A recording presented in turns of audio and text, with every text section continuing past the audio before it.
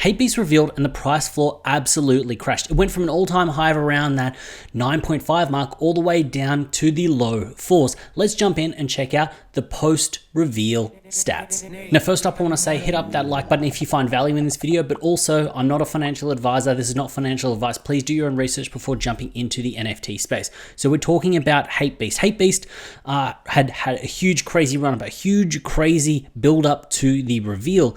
And there were a few key moments when it came down to that, which almost determined the price point of where it was going to be after reveal. So if we jump in and have a look, we're going to start over on Nansen. Now, the software that I'm using here is Nansen. There's a link to a tutorial up here that I've put together on how to use Nansen. It's very powerful. It is paid, but it's a great tutorial. Anyway, we can see here it was deployed 22 days ago. So that's how long it's been in the making. Now, what you can see here is that from the overall look, we've had a run up, kind of peaked out at 7, dropped back down, and then ran back up again. Now, these are the average prices, and we can see the huge amounts of volume. Even on the reveal day, we didn't hit the volume that we had on the very first mint day. Now, to take a look at the individual transactions which made up this trajectory, let's head on over to Icy Tools, and we can see that we had this big kind of pop up at around that sort of 10 mark, right down to sort of 4.5. Well, it was actually kind of floating around the 9. It then kind of hit some sort of resistance at 8. It then bumped through back down. Then we kind of went up again, this 9.5 mark, and then on the sale day, it just went absolutely crazy. And for reference, Hape Beast is currently sitting at a floor price of 5.2. So when we actually have a look at the Icy Tools and have a breakdown, there are some key dates that I want to point out which will make sense later on. We have the 23rd of January, which is this bar, this section here. This is a big day because this was the highest amount of users that they were, and we'll touch on that shortly. But then on the 3rd, this is when we had the biggest sell-off. So the reason that these dates are crucial is when we actually have a look at the top balances, we can see the top balance, 77, and then to sort of round out the top 15, we've got 12. What you will notice here is in this column here, we can see the amounts that they've kind of sent out, which means that there's only been sort of 3 people that in the top balances have even offloaded. All of the people in the top balances are seeing this as a long-term hold, as a blue chip, because this is essentially like sort of 24 hours, 48 hours after the reveal. So the fact that these people are holding onto this longer term, this shows that they feel the Hape Beast is a blue chip asset. When we have a look at the top balances over time, they just keep accumulating more and more. And this is the kind of chart which shows you that the people that are holding Hape want to continuously hold Hape and want to kind of continuously load up. This looks like a beautiful chart when it comes down to top balances. Now, smart money over time. We've got this one outlier here, this one top one, but other than that, the smart money has kind of bought and sold in the beginning, but then after the reveal, they've actually layered in. Now, my interpretation of this, the fact that the smart money has come in after the reveal, is they were waiting for that hype to die down. It's ignorant to think that the hype was going to continue after the reveal because it was very frothy. This project has been months and months in the making. So the smart money has sat on the sidelines knowing that there was going to be a post-reveal drop. They've then used that as their entry point to kind of get in and diversify into what they think is a good holding longer term. When we have a look at the unique addresses, what we can see here is the top holding was at sort of the 23rd of January. So this is the highest point in where there was the largest distribution of Hape holders. Now, when we actually head over here, that 23rd in this section here, this makes me think that people over the sort of 2 days, they saw it hitting this 8 ETH mark. They couldn't see it going any higher. So they've then layered out a touch, which has then happened is we've then gone up to through 9, and then they've continued to kind of layer out since. Now, the reason that this kind of makes sense, and it makes sense with the trajectory, is that people were waiting. This was the highest point. People were waiting for Hape to continue to go up. It couldn't go up. It kind of hit that resistance a few times, and they've gone, hey, it's hit this resistance. I'm going to sell out. They've then sold out. What has then happened is there's been enough of the sellouts and people not listing, sort of trying to liquidate their holdings sooner. It's then been able for it to kind of run up. It runs up to the 9. Those people that are then holding it, that were like, oh, maybe I'll sell it at 8, have then offloaded at around that 9 ETH mark. to then kind of take another sort of 1 ETH profit on top of it, which has then pulled it back down. So essentially what I'm seeing here from the charts is the psychology of the market.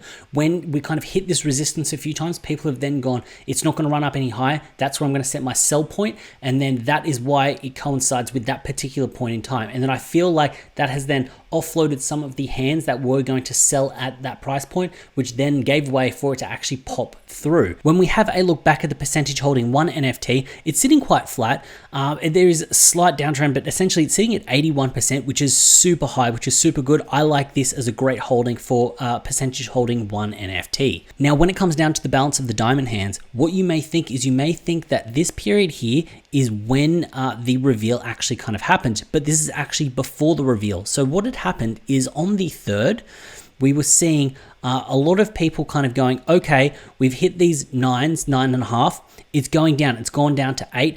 I don't think it's going to go up any higher. It's going to drop on the reveal. So people have just started to layer out then and there, which is then added to the momentum of the price action, which has then come down to essentially this 8 ETH mark.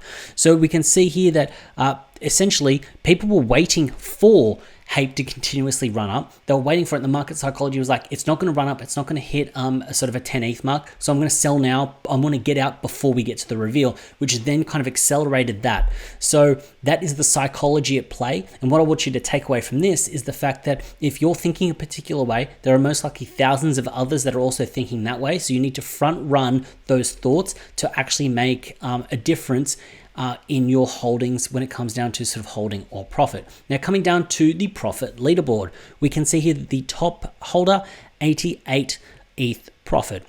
And then rounding out sort of the top 15 is a 20 ETH profit.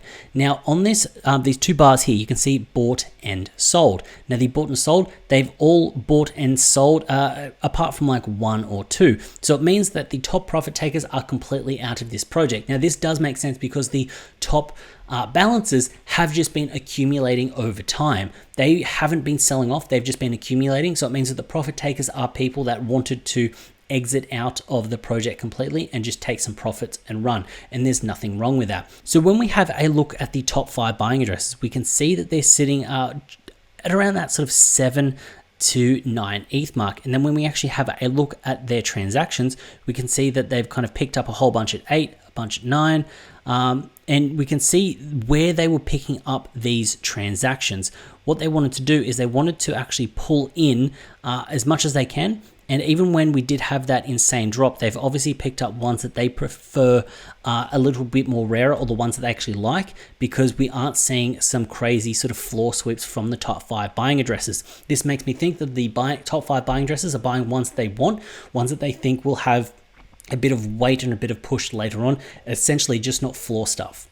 Now, when we have a look at the smart money and where they have purchased in, we can see they were essentially buying in and chasing it down to kind of essentially like average into their price. So we can see that one guy got in at sort of almost 3.5 ETH, which is absolutely insane. They've seen this die down, they've seen it run off, and they know that it has the potential to rebound at some point, which it did, sitting at a 5.2 now. So anything under that sort of 5 ETH mark, or even closer to that 4 ETH mark, was seen as a bargain. So that's where I can take away the information from here. The smart money knew that there would be a post-reveal drop, and they knew that the hype would not continue after the reveal, at least in the short term. So then they use this as a way to then kind of snag up something, because now they know where the top end is, which is around that sort of 9.5 ETH mark. So they know that if they can get in at essentially a 50% discount of where that top end is, there's more chance for upside, which makes sense. Having a look at the recent transactions, we can see that there is still a decent amount moving. Over a 3-hour period, you're getting sort of 15 sales. That's not bad. It is quite late in the US currently, so it's around sort of 1, 2 a.m. So it's not too bad when it comes down to the recent transactions, but definitely not moving as fast as it usually was. So when it comes down to Hape Beast, when I'm having a look at the price action of it and where it can run, what I think we have seen is we are sitting a very heavy resistance at this 9 ETH mark. So I feel like even if it was to run up now, we are going to hit a resistance at that 9 ETH mark. Saying that, I do believe that all of the paper hands, and I'm using that term not as a way to kind of sort of talk down onto the sale of these, because I know that people have made some great profits when it comes down to this, people that actually do need them. But I think the people that have actually sold are out of the project. The people that are loading up on this project want to see where it goes longer term, and in their eyes, they can see it as a blue chip. I do think that this needs to play out for at least another week or two to see where the consolidation period is, because right at the moment, this is still very hot. This is still very frothy. Ethereum is pumping right now, and because Ethereum is pumping, this may put some downward pressure on NFTs when it comes down to the bull market and the run that things are having. So when it comes down to Hape, and where do I see it going? I think we need a consolidation period over a week or so, and then the team need to execute. All it takes is some banger news to come out and some good communication from the Hape team, and then this will continue to run up. Now, what I want you to take away from this analysis is when you are looking at a chart like this, or when you're having a look at where prices can go and what's happening with volume, it comes down to the psychology of the market. Usually there will be a run up, there will be a dip down. When you are seeing some resistances, it could then bust through, which means that you need to then be on point, because this is over a period in time where you could have just gone to sleep and woken up and you could have lost a sort of 1.5 ETH pump through if you were kind of planning on dropping out of this project. The idea with a project like this is this was a sort of a unicorn in the space. The fact that it was 100% whitelisted. So now we've got a blueprint of what can happen and what will happen in the future when it comes down to market psychology and trends, which can then be translated into other projects in the future. Now, that doesn't mean that a project in the future that is 100% whitelisted will actually run like this, but this gives you a chance and an idea to see what happens with a project that is sort of tightly held when it comes down to giving out whitelist, what the actual price actions are, and where these sort of market psychology actually coincide with prices, and how these can translate to making better decisions when you want to exit a project or enter a project. So overall, it was a heavy, deep analysis on the post-reveal price stats. Hopefully you found value in this video. If you did, please consider hitting up the subscribe button. While you're down there, also hit up the like button. As always, it's been a pleasure having you with me. I look forward to seeing you in the next one.